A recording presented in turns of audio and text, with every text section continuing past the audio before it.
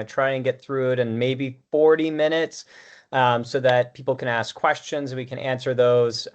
You can get the slides after, so don't feel like you need to take a bunch of notes. And I'm sure it's being recorded as well, so you can go back, or we've done one before that's been recorded. You can go back and watch if you miss some information, because there will be a lot.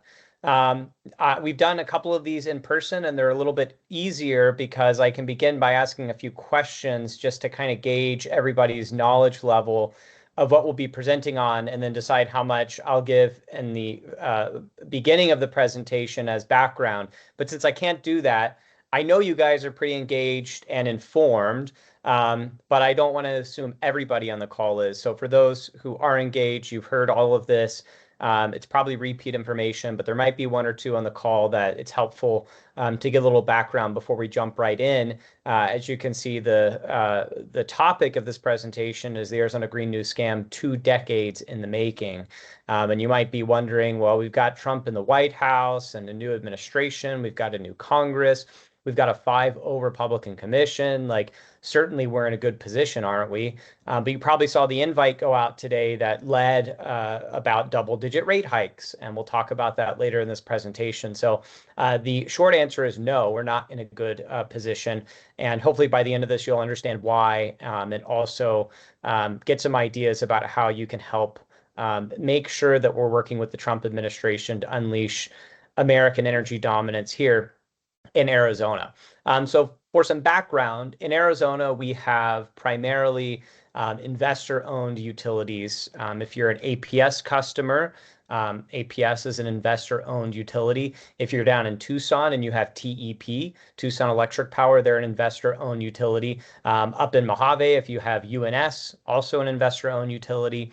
And these utilities have been granted a monopoly from the government with a service territory, meaning, as you know, your zip code determines who provides your electric service. You don't have any option to choose somebody else. You're stuck with who you got, meaning you're stuck with what they charge you and stuck with the service they provide. And so in exchange for that monopoly, the founders of our state wrote into the Constitution an entity called the Arizona Corporation Commission, which is designed to kind of step in place of that free market, to step up for the ratepayers, you who are bearing the costs, to advocate and ensure that we have just and reasonable rates, to make sure that we've got affordable and reliable power as it relates to utilities. Now, for many of you on this call, I'm sure you might have SRP if you're in kind of the Maricopa County area, and you might wonder, well, what about me? SRP is a different animal, different beast. They've got a board of governors. They're an irrigation district. They operate very differently than the investor-owned utilities. However, SRP is just about the same size as APS in terms of electric customers. And TEP has about half or a third of their customer base. These large utilities, typically the direction one goes, the others follow, or they're all working in that direction together. In fact, earlier this year, an organization called the Heartland Institute, I recommend you guys following them. They do great work nationally on these issues, put out a paper saying that utilities across the country have gone all in on the leftist net zero agenda. So this is not just an Arizona problem, it's a national and global problem. And so even if you're SRP, this presentation is important for you because what's happening with one utility is very likely happening with another. So that's some background about our utilities, the landscape, how they're regulated. I'm sure most of you know what the Green New Deal, or as it's called now, the Green New Scam is. But if you're not familiar, just a little bit of history. This kind of became popularized in 2019 when Alexandria Ocasio-Cortez introduced the actual Green New Deal. It was an attempt to force 100% renewable energy, which is also known as net zero. As you can see above, in 2015, there was the Paris Climate Agreement trying to force nations to go net zero. The US signed on to, and one of Trump's first actions in his first term was getting us out of that Paris Climate Agreement. But it also included things like banning airplanes, gas cars, gas appliances, plastic straws, beef production, because cows produce too much methane, and replacing travel with high-speed rail and electric vehicles. So this wholesale transformation of our economy and our way of life because in their mind, fossil fuels are bad, carbon emissions are bad, it's destroying the world. And so we've got to spend trillions of dollars to transform our entire way of life, our entire economy to save the planet. At that point, it was kind of like a leftist pipe dream that nobody ever thought would be reality. It was kind of a joke. And in fact, in that campaign cycle, it was used by the right to kind of pummel the left and make fun of them for how ridiculous and outlandish their ideas were. But it's just a few years later, and we'll talk in more detail about this, when Biden passed the Inflation Reduction Act, the so-called Inflation Reduction Act, which adopted core tenets of the Green New Deal, and not only adopted them as core tenets, poured trillions of dollars in subsidies to supercharge those ideas and force them on the rest of us. So that's kind of a background what the Green New Scam is generally. We're all pretty smart people on this call. You probably don't need these examples. We can look to California, we can look to other states, we can look to other countries and know that going 100% renewable or green or getting rid of all of our fossil fuels in the energy space would not be a good idea. It's very costly, but it's also unreliable. But I'm just going to pull from one example from one country to make the point. And here's a headline from earlier this year. Spain hits first weekday of 100% renewable power on the national grid. Now, take note of that date, April 22nd, 2025. And now look at this next headline. Massive power outage in Spain and Portugal leaves thousands stranded and millions without light on April 28th, 2025. So just a few days after they were bragging about how they were powering their grid 100% with renewables, they have one of the largest, if not the largest, blackouts in the developed world, lasting hours and in some places days, leaving people without power. And we know what that would do to us here in Arizona, especially in the summer. We rely on energy and electricity to cool our homes and to live like we live. And so that's what we face, as typically is the case. You look at Europe and they're just a few years ahead of where we are, right? They've gone on this agenda far longer than we have, but we're only kind of a few years behind them. So if we want to see where we'll end up, if we don't pump the brakes, and not only pump the brakes, but turn the car around and go the opposite direction. These are headlines that could be, California hits first weekday, and then soon after that, Arizona hits first weekday. So that's some of the background of what the Green New Scam is. And so now we'll start kind of our timeline of this 2 decades. And I'm going to trust that Amy's on the call now and hand it over to her. Thanks, Greg. Can everybody hear me okay?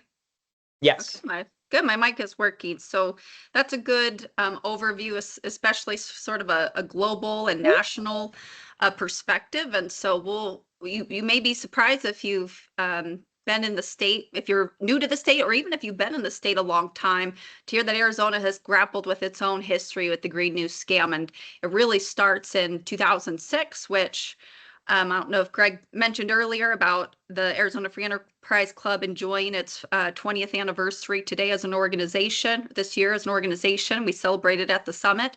And so this 2006 it was a year after the club formed and was actually one of the first big issues that we took on as an organization. And so this was having to do with the first renewable mandates that happened over at the Corporation Commission, called the REST rules, but it required a 15% renewable within the regulated utilities portfolio by 2025. So boy, 20 years goes by quickly.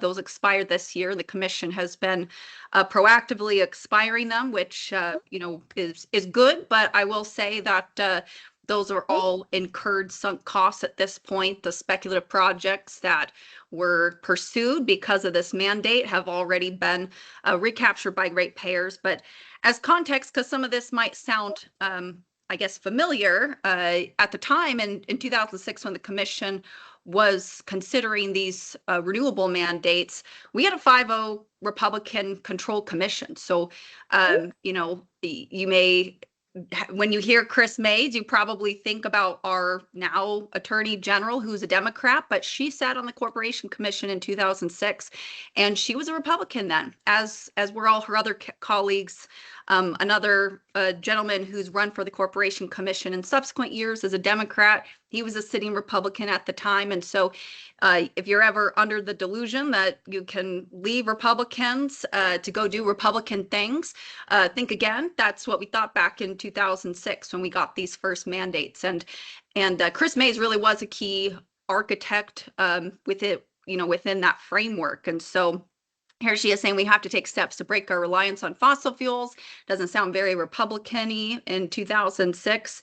And of course it wasn't. So now that we've got the history on 2 decades of where we are with these renewable mandates, and again, 15% sounds pretty modest compared to what we see today as far as the widespread adoption of net zero. And so, but the bills come due. We know based upon the surcharges and the rate hikes that have been directly tied to the recapture of profits or revenues for investments in these renewables, that these were not inexpensive. They hit ratepayers right in the pocketbook with real dollars. And so we know now, as we look back on this 20 years, that the first foray into the Green New Deal in Arizona cost ratepayers about $2.3 billion. And you see this headline here, Justin Olson. We'll talk about him in later slides as well. When he served on the commission, I think starting in 2018, he was making this case to other sitting commissioners that these mandates are costly, and we know we've accounted for them now. And so that was the result of the first RES rules that were adopted by the commission. And then sort of the next big milestone in Arizona's Green New Deal history was in 2018. And if you were around then and voting, you'll probably remember Prop 127, which was a quote unquote citizens initiative that was put on the ballot by an out-of-state billionaire who parachuted people into our metro areas to pay to collect a bunch of signatures. And this was going from 15% renewable mandates to a 50% by 2035. So huge jump, obviously a huge jump in expense as well. And while the utilities in the RES rules weren't necessarily opposed, they were very much opposed to the Tom Steyer initiative, Prop 127. And for a couple reasons, primarily because it in their definition for renewable, they didn't include nuclear. So just feasibly trying to get to a 15% generation mix without including nuclear, and specifically Palo Verde, is basically impossible. They recognize that as we just simply could not meet this. And the second reason is because it was a constitutional amendment. If you'll remember our courses, 127 starting with 1 means it was a constitutional amendment. And this had the effect of hindering or putting a stumbling block upon them getting rates of returns. So they would have to make all these investments, but then they wouldn't have a constitutional protection and guarantee that they could recoup those costs from ratepayers through the commission. And so they spent about $40 million opposing Prop 127, which is an astonishing amount of money, even in these initiative ballot campaigns where millions of dollars are getting spent. That was an unbelievable amount of money.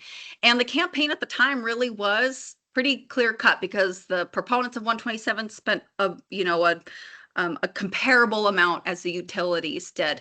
And it was a campaign of clean energy, strictly speaking, and affordable, reliable energy. And I think the numbers speak for themselves. Over a 2-to-1 vote of the electorate struck down 127, said, no, we prioritize clean and reliable energy in this state. There was no doubt. So we saw in 2006, the commission adopting 15% mandates, which allowed for utilities to recover all those costs. And as Amy mentioned, has cost us a couple billion, $3 billion plus dollars. Then in 2018, they heavily opposed, spent tens of millions of dollars opposing a measure on the ballot for a couple of reasons. One of those being it would have interfered in their ability to recover the costs of implementing those mandates. But then just 2 short years later in 2020, we see the Arizona utilities voluntarily committing themselves to the Green New Deal. Here's a headline or a press release from the Sierra Club, which is a radical environmentalist group, bragging about APS's voluntary commitments to go 100% carbon free by 2050. One of the reasons they're bragging about it is because it perfectly aligns with their agenda, but they also were basically the people that wrote these commitments. You can see here, this was APS's website. I say was because it has since been scrubbed, and we'll explain why in just a few minutes. But they were saying, imagine a world with 100% clean energy. We are. And for those who are one more point about APS is it gets even worse than just voluntarily committing to go 100% carbon free by 2050. APS's parent company, Pinnacle West, 100% of Pinnacle West revenue comes from APS, so they're basically one and the same. Pinnacle West restructured the way that they compensate their top executives to include in long-term executive incentive pay meeting their clean energy commitment, meaning every coal plant that gets shut down, every wind farm that gets constructed, or every solar farm or battery storage project that gets constructed means a higher or bigger bonus for the top executives at Pinnacle West, meaning they had a very perverse incentive to shut down or retire coal early and to build out mass amounts of solar, wind, and battery storage because they were financially benefited by doing that. Now, for those down in Tucson, it's not just APS. Like I said at the beginning of this presentation, where one utility goes, the others follow, or they all go at the same time. And in this case, they went there at the same time.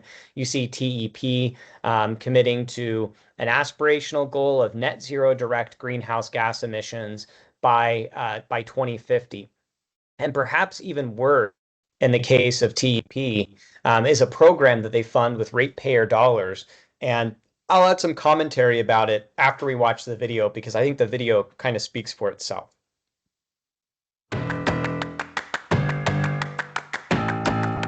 Heroes are always seeking a better tomorrow. Tucson Electric Power is working to achieve net zero carbon emissions by 2050 while keeping energy affordable and reliable. That means more wind turbines, solar arrays, and energy storage systems. But we can't do it alone. We need your help. Smarter energy use is the best way to reduce emissions, and conserving during peak usage periods helps keep service affordable and reliable. That's where you come in. By taking simple steps to save power and shifting usage to take advantage of wind and solar energy, we can build a brighter future together. You don't need superpowers, and we can help. With programs that make it easy to save energy, save money, and maybe even save the planet. Be a net zero hero. Earn your cape at tep.com. Amy and I have done this presentation a few times now, and we've watched this video, unfortunately, a few too many times ourselves, and I still can't find the best way to describe how ridiculous it is that they're using ratepayer dollars to produce videos like this, to run a program like this, to try and encourage their customers to use less energy. I think a few things can be said about it. One is it's an admission of failure. When they said, shift your usage to times when wind and solar are being produced, or, rely on your air conditioning less, or put in a smart meter so that the utility can control when you are using electricity and make sure it's not during peak hours. It's an admission of a failure to be able to reliably power your home. As a business, if I were selling you a product and I was having to create videos asking you to use less of my product because it's scarce, that would be an admission of failure on my part as a business owner. The success would be I can produce all the power that you can use, turn on those lights, run your dishwasher, run your washing machine, run your AC as much as you want, because it's mutually beneficial. You get a cooler home, you get a brighter home, and I make more money because I've got people buying more power. That would be an admission of success. Instead, it's this moralizing about how you can save the planet by using less. So that's a very quick shift from opposing a 50% mandate just 2 years prior to then going full bore, full in on the net zero agenda committing publicly, committing to shareholders, and restructuring the way that you pay your executives to align with this clean energy commitment to completely shut down all coal, shut down all natural gas, and instead rely entirely on solar, wind, and battery storage. And that takes us to 2021, where then the Corporation Commission was considering their second renewable mandate. So this is, as Greg mentioned, only 3 years after the voters soundly rejected the Tom Steyer initiative. Then here comes the commission, who's trying to pass something even more egregious in through the rulemaking process. And so, and essentially codifying what the utilities had already voluntarily committed themselves to. And at this point, it shouldn't be surprising that the utilities aren't opposed to this regulatory mandate on them. They've adopted it voluntarily, and it's actually okay with them and advantageous, and we'll talk about why, if the commission itself adopts that mandate. And so here's a letter that APS put into the docket for this renewable mandate, and they say APS is committed to clean energy future for the state and our customers. So again, this isn't a surprise. They strongly believe that this commitment can be achieved at a cost that is reasonable for customers. For these reasons, APS continues to support the Commission's adoption of a comprehensive energy rules package that will help move Arizona toward a clean energy future. And then they put in a side note, maybe you could extend it by 20 years because the last, 20% of carbon reductions for quote unquote net zero is really difficult to meet. We don't know where technology will be, but we promise it'll be affordable for you all and we'll be able to do it. And so go forth and mandate this on us. And at the time, this was a 4-1 Republican-led commission, and there was a 4-1 general consensus to move forward with the rulemaking process. And so at the time, we were running a bill at the legislature. We were opposing the mandates at the commission, and we had activists putting in calls to action, and we're sending in letters opposing what they were considering. But this was something that we had to kind of go, every battlefront to try to oppose. And so we were running a bill at the legislature to wrest control away from the commission for setting energy mandates over to the legislature. And, the utilities were kind of quietly opposing this, and the narrative that was being spun was that lawmakers are too dumb to deal with energy policy, despite the fact that they run a committee on energy and water and natural resources, and so they consider this stuff all day long.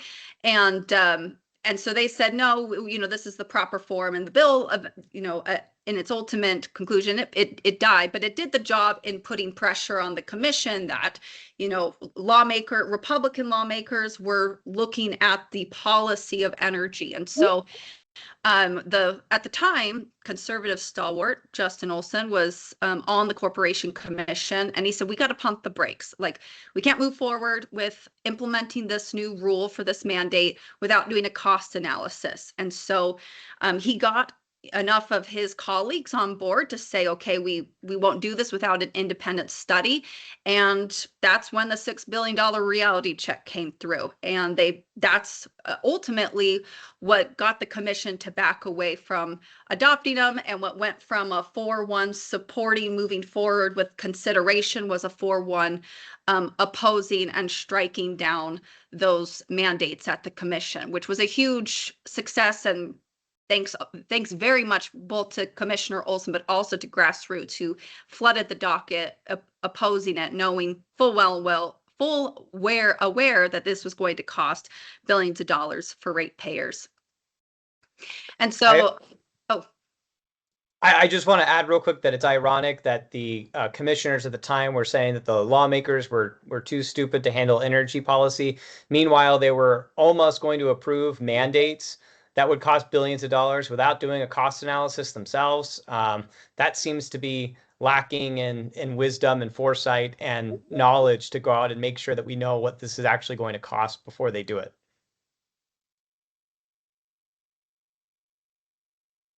And so then, to give you a little bit more context, so this was happening at the local level, at the federal level, as Greg had alluded to probably at the very beginning of the presentation, we had the Inflation Reduction Act getting passed by Congress, which was going to spend trillions of dollars, not to improve inflation, but to create more of it. But much of the bill was because it supercharged the green scam agenda. And even to the transparent admission of the Biden administration himself, which says, look, this had nothing to do with inflation, the most significant action taken on clean energy and climate change in the nation's history. So, it was out in public. They let the mask slip. This had nothing to do with reducing inflation, but to give out a bunch of subsidies to the Green New Deal.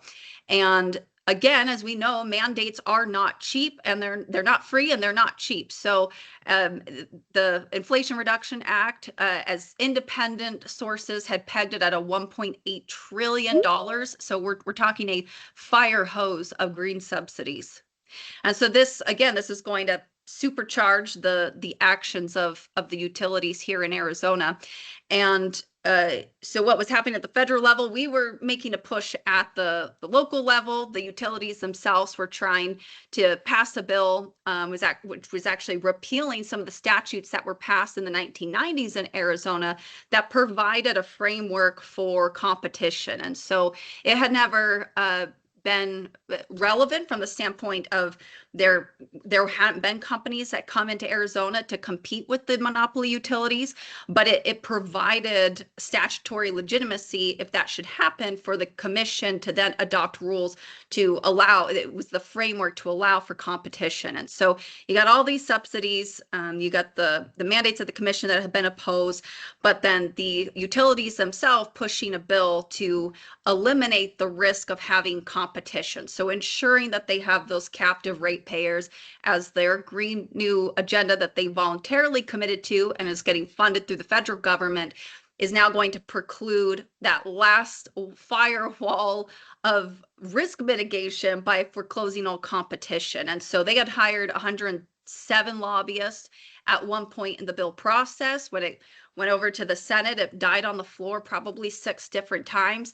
And each time they would send, 3 lobbyists to each of those lawmakers and flip one vote until they ground the place down and got their competition statutes repealed, and landed on Ducey's desk, and he signed it. So now 2024, coming into this year, we knew that that there was a big threat facing Arizona because of everything we've just talked about. We had the REST rules that the utilities supported that are already costing ratepayers billions of dollars. Yes, we defeated the Steyer initiative, but then the utilities turned around and adopted their own voluntary commitments to go net zero. And then the commission came very close to mandating 100% renewable. And one thing, I don't know if we mentioned during those slides, is that one reason the utilities are in full support of those mandates of the commission is that's the golden goose for them. They opposed mandates in the Constitution because that would have inhibited their ability to recover the cost and profit off of the Green New Deal. But if the commission adopted mandates like they did in 2006, then every investment they make in renewables, regardless of whether it was prudent or in the best interest of ratepayers, they can point to that commitment and say, you told us to do this, we're complying with your rules, now hand over the money, and get rate hikes to cover those costs. So those mandates were the golden goose for the utilities. That was the best position they could have been in. They didn't get them. And so instead, they have their voluntary commitments. They have trillions of dollars in subsidies for this green agenda. So what's the next best thing? It's their resource plans. The utilities every 3 years submit resource plans to the commission. They're supposed to project energy demand for the next 15 years in the state, and then provide various different potential portfolios of energy generation that they could rely on to meet that demand.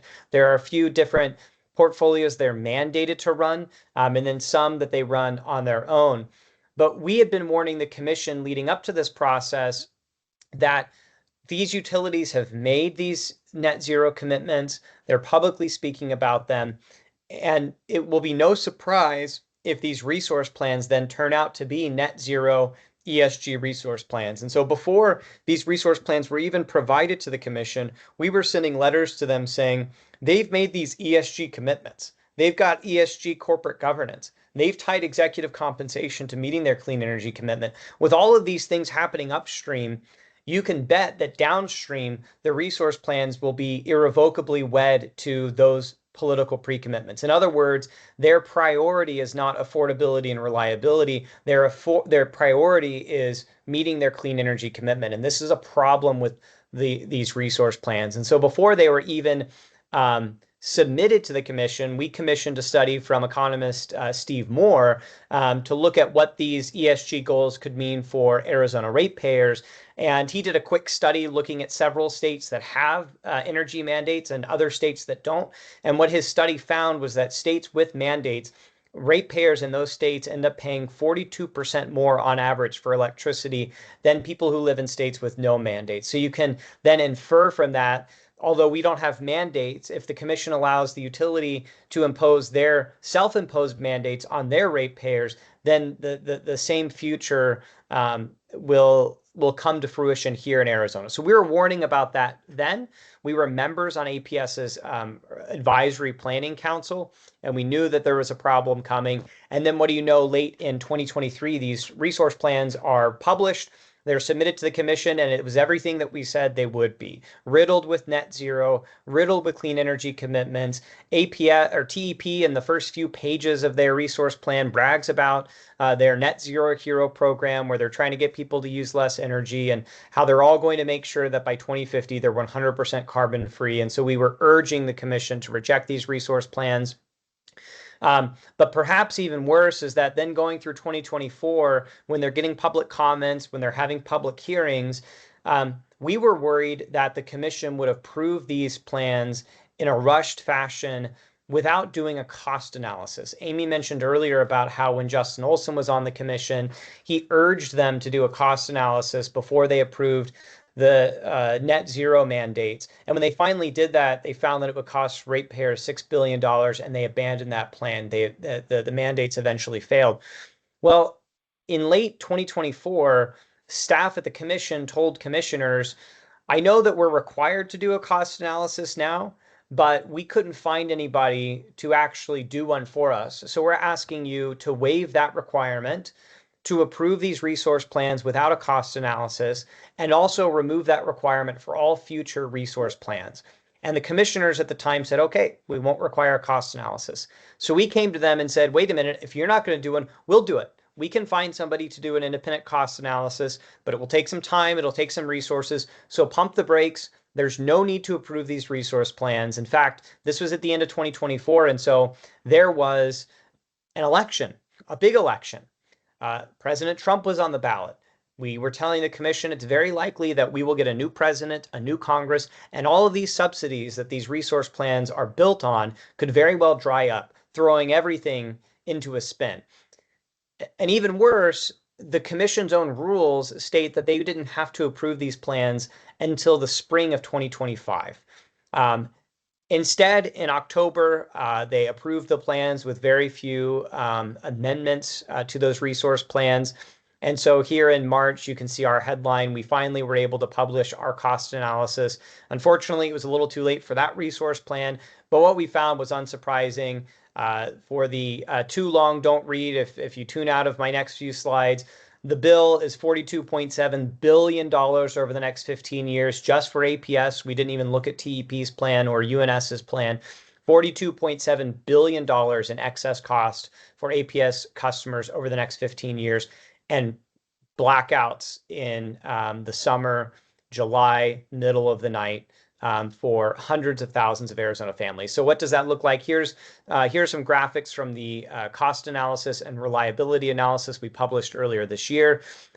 This should be an alarming graphic for anybody. On the left is APS's current generation capacity. And you can see from gray, black, green, that's natural gas, coal, and nuclear. The vast majority of their energy generation today comes from reliable, dispatchable fossil fuel resources. On the right is their preferred portfolio. Everything above the gray is basically renewables. So you get solar, wind, battery storage is almost exclusively what they're building out. Coal, you can see, disappears entirely. We will have no more coal generation, despite the fact that Trump is a huge advocate of beautiful, clean coal. And you can see nuclear stays the same because they have no new nuclear in their resource plans. Instead, just a lot of solar, wind, and battery storage. It's also important to note that going from 10,000 megawatts of generating capacity to 28,000 megawatts of generating capacity in 15 years is a massive increase in generating capacity. And you should be surprised to know it's not because demand is going to increase to 27,000 megawatts. No, demand is only going to increase to about 13 or 15,000 megawatts. The reason there's so much more generating capacity, as everybody should know, is because you can't rely on solar and wind to provide power around the clock. So what do you have to do? You have to build a lot more than what you would have to with natural gas and coal. So maybe 3 to 5 times as much solar panels you would need to replace a coal or natural gas plant. Then you have to pair it with equally as much battery storage in order to even try to provide power around the clock, and you would still fail. So just look at these bars on the left. You can see the little green that I added. That's the minimal amount of renewables on the grid today. On the right is the big bar of renewables that would happen under their preferred plan that was approved by the commission. And you can see as I move that bar over, there would be more renewables on the grid in 2038 than the entire portfolio that APS has today. And so what does that mean? That means another $96 a month for ratepayers that are residential ratepayers in APS's service territory. For small businesses, it's another $1,500 a month. That means all those businesses that you shop at, their bills go up, which means their prices will have to go up too. For our larger businesses, it's an increase of $55,000 a year. Huge increase in costs. But then what should be alarming is this graph right here, which is the reliability. This is projecting a summer, 3 days in the summer in July in Arizona based on weather patterns, and then their generating capacity under their portfolio. You can see those big red splotches are shortages. At the most, it's 3,500 megawatts of lack of generating capacity, which represents hundreds of thousands of Arizona families that would be without power at about 11 o'clock at night in July in Phoenix, Arizona, when it's still 110 degrees outside. You're trying to cool your home to sleep. Your power goes out, your AC goes out, and you're not going to get power again until the morning if you're lucky when the sun rises, because the batteries have all been depleted and there's no more sunshine and no wind. So you're without power entirely.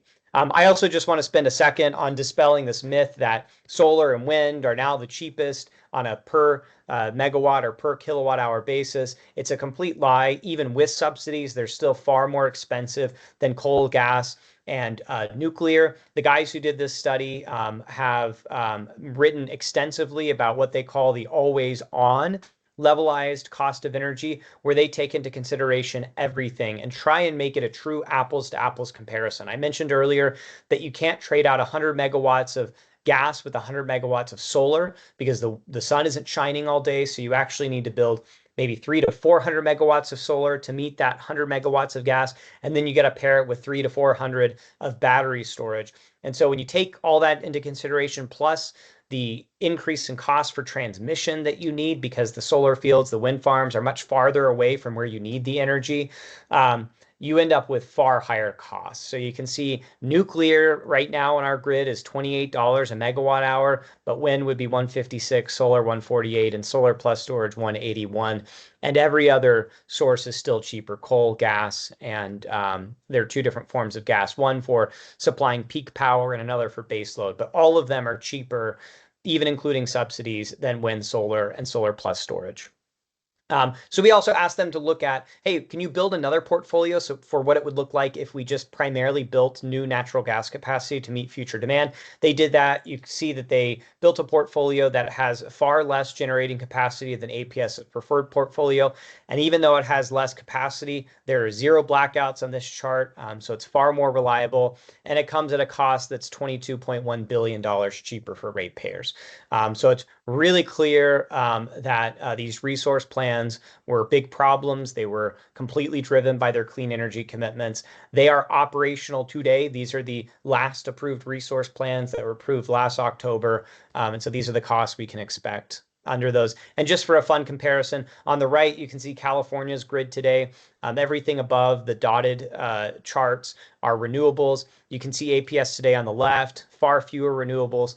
But under APS's preferred plan, you can see we would actually have more renewables on our grid in 2038 than California does. We'd be in a worse position than California. I like how Greg said that was a fun chart. Disturbing chart. That takes us to present day. Obviously, everybody here is aware that in 2025, a new president retook the White House, and it was like cavalry was coming over the hill, especially when it came to unleashing American energy, which was a key plank of the Trump administration's campaign and something we've clearly been fighting for within Arizona as well. And so really right out the gate in January, Trump was releasing a number of executive orders as it related to energy in general and the energy crisis. And then in the spring, he had some specific ones regarding coal, and we'll play just a short clip of the press conference he had in relation to a couple of those coal EOs. From now on, we'll ensure that our nation's critically needed coal plants, as an example, remain online and fully operational. They're always going to be operational. And again, we're going to have guarantees that government cannot close them down, close you down, and destroy your lives. To that end, I'm also instructing Secretary Wright to save the Cholla coal plant in Arizona, big plant, which has been slated for destruction. We're going to keep those coal miners on the job. Going to tell them to just remain calm, because we're going to have that plant opening and burning the clean coal, beautiful clean coal, in a very short period of time. You know all about that, right?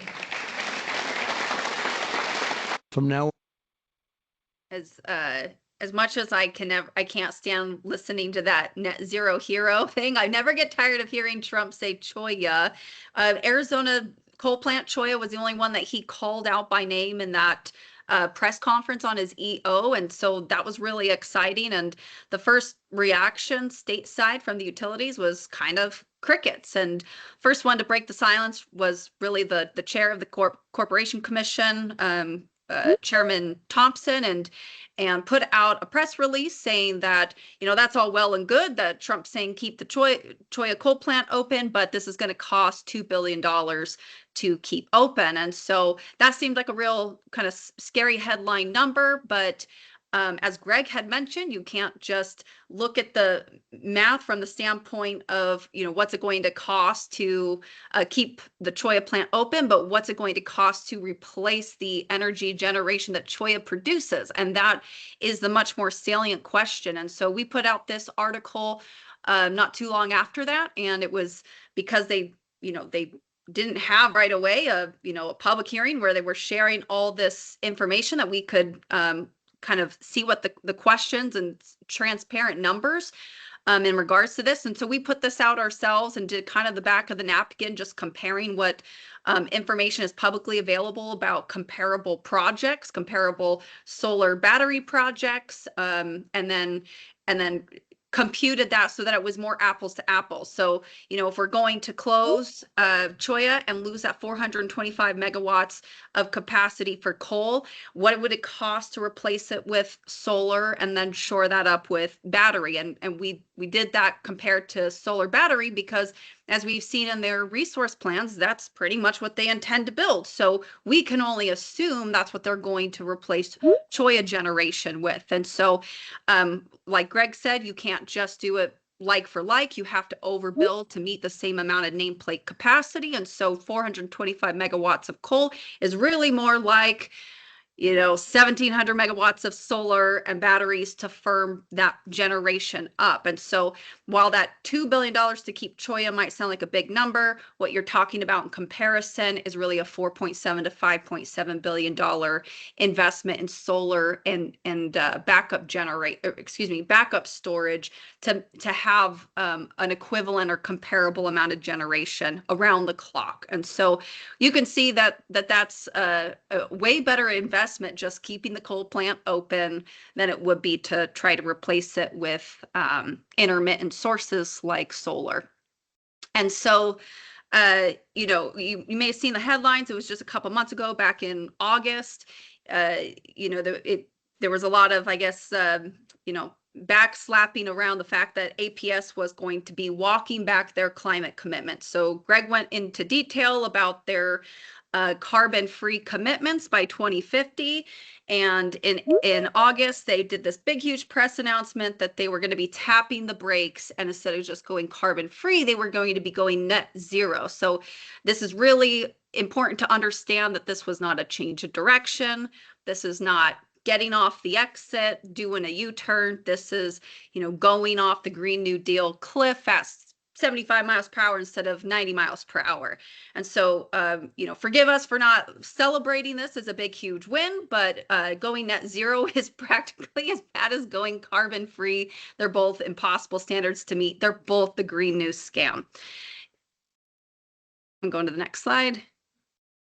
And we know this as Greg has been walking us through the process of how this actually translates into what we see at the commission in the actions of the utilities. And so they adopt these voluntary commitments, they put them in their resource plans that says, hey, we're going to, in the next 15 years, this is what our portfolio is going to look like.